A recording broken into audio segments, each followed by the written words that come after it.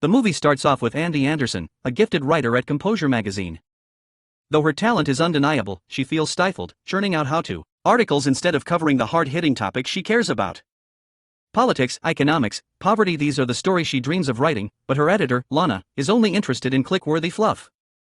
Frustrated but determined, Andy reluctantly accepts her latest assignment, How to Lose a Guy in 10 Days. The idea is born out of a chaotic moment with her best friend, Michelle, who's recovering from yet another failed relationship. While comforting Michelle through tears and ice cream, Andy realizes she could use these disastrous dating mistakes as inspiration for her next article. The plan? She'll date a guy, drive him away with stereotypical relationship blunders, and document the entire process. Her editor loves it, and Andy's reluctantly on board. Meanwhile, across town, Benjamin Barry is having his own career-defining moment. A charming advertising executive with a knack for sealing deals, Ben is vying for a major diamond account. To convince his skeptical boss that he understands love and commitment, the cornerstone of their campaign, Ben makes a bold bet. He claims he can make any woman fall in love with him in just 10 days. If he succeeds, he gets the account. His boss and co-workers, amused but intrigued, accept the challenge. Enter fate, or rather, meddling co-workers. Ben's rivals, Judy Spears and Judy Green, happened to cross paths with Andy at Composure earlier that day. Learning about her How to Lose a Guy article, they conspire to set her up with Ben, ensuring his failure. That evening, both Andy and Ben end up at the same trendy Manhattan bar.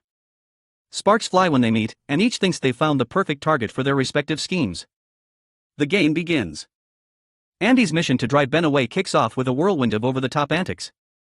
In their first few dates, she tests his patience with relentless texting, baby talk, and unwarranted jealousy. She moves her belongings into his apartment almost immediately, clutters his bathroom with pink towels and stuffed animals, and surprises him with a love fern she insists symbolizes their relationship. Ben, determined to win his bet, endures it all with a grin. He takes her possessiveness and high-maintenance behavior in stride, believing he can charm his way through anything. Even when Andy drags him to a Celine Dion concert instead of the Knicks game he was looking forward to, he grits his teeth and plays along. His friends, Tony and Thayer, watch in disbelief as Ben remains unfazed by her increasingly outrageous behavior. But Andy isn't done yet. She crashes Ben's poker night with his buddies, turning it into a glitter-filled nightmare complete with cucumber sandwiches and a dog in a tutu. She makes him a scrapbook of their future children, names his private parts Princess Sophia, and cries uncontrollably during a chick flick marathon. Despite all this, Ben refuses to give up. A pivotal moment comes when Andy and Ben attend couples counseling. Or so Ben thinks.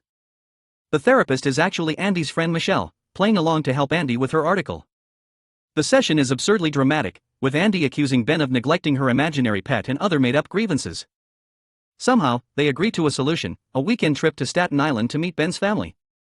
This trip marks a turning point. Away from the chaos of Manhattan, Andy sees a different side of Ben. His family welcomes her with open arms, and their warmth begins to break down her defenses. They play cards, laugh over home-cooked meals, and share heartfelt stories. Ben teaches Andy how to ride his motorcycle, and for the first time, she feels genuine affection for him. The lines between their game and real emotions blur. Returning to the city, Andy's conflict deepens. She wants to abandon the article and explore her feelings for Ben, but Lana pressures her to finish the story. At the same time, Ben's co-workers begin to suspect Andy is more than just a random girl.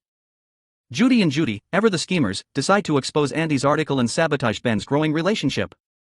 The tension culminates at the company's lavish diamond ball. Andy and Ben arrive together, looking every bit the perfect couple. But their secrets are about to come crashing down. Ben's boss congratulates him on winning the bet, unaware Andy is standing nearby. Meanwhile, Lana accidentally spills the beans to Ben about Andy's article. Betrayal and heartbreak are inevitable. On stage, in front of the glittering crowd, Andy confronts Ben. She sarcastically announces that he's prepared a special treat, then leaves him to flounder. Not one to back down, Ben improvises, turning the moment into a duet. Together, they belt out a hilariously bad rendition of You're So Vain, trading jabs through the lyrics. The crowd watches in stunned amusement as their argument unfolds in song. Afterward, they go their separate ways, each convinced the other was playing them. But Ben can't shake the feeling that there's more to Andy's story. When he reads her article, he's struck by her vulnerability. She's written about losing the one man she ever fell for, and it's clear she's talking about him. Learning that Andy has quit her job and is heading to Washington for a new opportunity, Ben springs into action. He chases her down in a taxi, intercepting her on a busy bridge. Confronting her, he accuses her of running away from their connection. Andy, caught off guard, admits she's scared of getting hurt. In a heartfelt exchange, they finally drop their defenses. Ben confesses his love, and Andy lets herself be vulnerable. The film ends with a kiss,